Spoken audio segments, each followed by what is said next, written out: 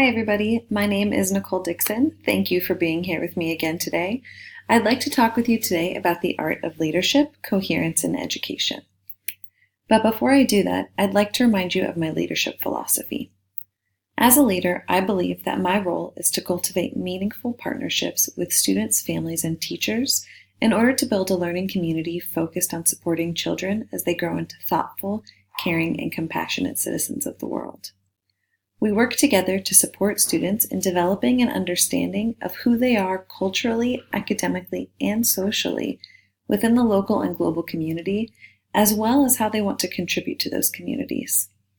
In this environment, all stakeholders feel informed about the vision of the school and empowered to drive that vision forward. They feel responsible for the success of all students.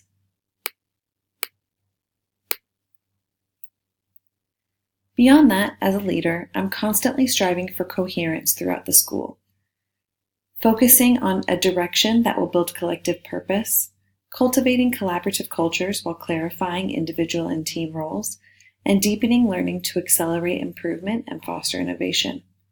It's also important to secure accountability from the inside rather than the outside of the school. When looking at Shea Middle School, it's obvious that there are areas that need improvement. There's low morale and low expectations among staff and students. Teachers do not attend faculty meetings or participate in collaborative discussions. There have been 3 new principals over the last 7 years, so there has been very little accountability and many opportunities for excuses. Low test scores coupled with the high rate of tardies and absences have created an environment that perpetuates low expectations for parents, students, and teachers. Students have been underperforming for many years in both language arts and in mathematics. Class sizes continue to grow, and 42% of students are now English language learners. There has not been a systemic professional development plan in place for many years, yet teachers are being held accountable for meeting the needs of their ever-changing student population. One of the first things that I would like to focus on is building a positive school culture. I'd like to work together to build a deeper understanding of our shared purpose, a common language for communicating effectively, and a renewed commitment to student success. All stakeholders will feel that they have an influence on decisions at the school, and we will develop a clear strategy for achieving a few focused goals. Each person will be able to identify their specific role and work to bring those goals to fruition. We will also identify and harness the natural talents of staff and provide them with opportunities to lead the school from the middle rather than being led from the top. In order to create a more positive school culture in which we have a clearly articulated understanding of values and beliefs that underpin our school culture, I'll start out by posing some questions such as, what do we value individually as educators? What do we value in our school community? What do we want for our students? What learning do we want for our students? We'll debate these issues and then determine an umbrella vision that will help us determine where we want the school to go. We will then determine how we're going to bring that vision to life, and then develop committees that are focused on different aspects of school culture, including parent involvement, student involvement, faculty involvement, as well as how we build community in the classroom, in the school as a whole, and develop community around teaching and learning. Now, there are a variety of measures of success. Some of the early evidences of change might be positive, casual conversation about education. Teachers might demonstrate greater interest in developing relationships with students, and there might be more activities available for all stakeholders. Some short-term outcomes might be teacher attitudes changing, student attitudes changing, and a climate of positivity being felt around the school. Some of the final outcomes would be students attending school more frequently and tardy less of the time. During a school climate survey, we might find that the atmosphere has improved based on parent, student, and teacher feedback, and teachers would implement community building procedures in their classroom. I'd also like to establish a system for professional development. in which the teachers and the admin work together as professional partners, and there's intentional scheduling for collaboration with a focus on helping, supporting, and being inspired by one another.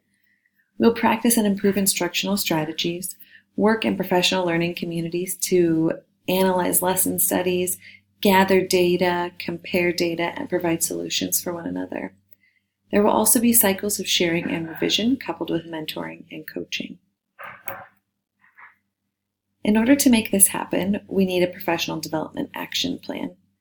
In order to do this, I'd like to implement professional development that leads to increased student achievement, especially in mathematics and language arts. I'll determine PLC leaders within the school to run PLCs focused on specific topics, including language arts and mathematics. We'll work with the whole staff to complete data-driven dialogue protocols, as well as change in practice protocols to help get us ready and thinking about the changes that we need to make. The PLC leaders will continually meet with their groups for 8 to 10 week cycles, and we will have professional development workshops based on the recommendations of the PLC leaders. Some measures of success include PLCs meeting every week to share notes from meetings, teachers discussing data and changes to teaching practices, visual evidence of teachers using new strategies in the classroom. Short-term outcomes include students using the new strategies that teachers have been using, students discussing what they're learning as well as those new strategies. And some of the final outcomes include students being more engaged in learning and proficiency levels in language arts and mathematics increasing. Students will be able to transfer their knowledge across the disciplines, which would be evident via portfolios and reflections. Beyond PLCs, we would be doing some instructional coaching, and I would probably take on the majority of those one-on-one instructional coaching positions. I really believe in inquiry-based one-on-one coaching, depending on the people that I'm trying to work with.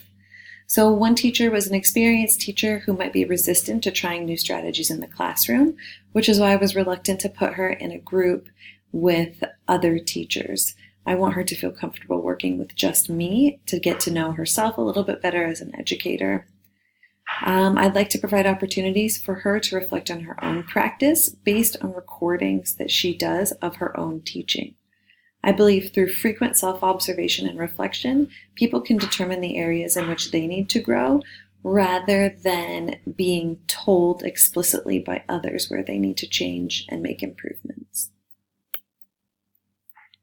Some expected results would be that the teacher would be able to reflect on her teaching strategies, gain a better understanding of her areas for improvement, and actively seek opportunities to develop her skills and ability to engage students to improve performance. Through this experience, she will improve the classroom environment and implement more engaging classroom lessons. These measures of success would be developed with the teacher. I would not determine the goals or the measures of success on my own. I think it's imperative that we do that together. When we look to see if there's measures of success, we need to see what the students are doing as well as changes that the teachers are making. So the students might actually come into the classroom and get started right away. They might seem more engaged. They might look forward to attending the teacher's class. The teacher will use activities that help students activate their prior knowledge and plan lessons in which students interact with each other, the content, and the teacher. The teacher will also be actively seeking other ways to improve her teaching. Thank you very much for watching my presentation. Have a fantastic day.